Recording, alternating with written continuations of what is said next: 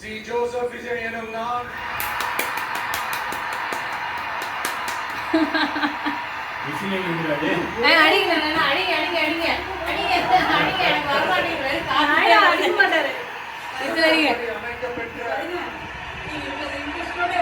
அரசியல் அமைப்பின்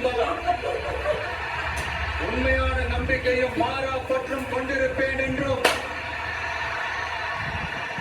இந்திய நாட்டின் ஒப்பில்லாத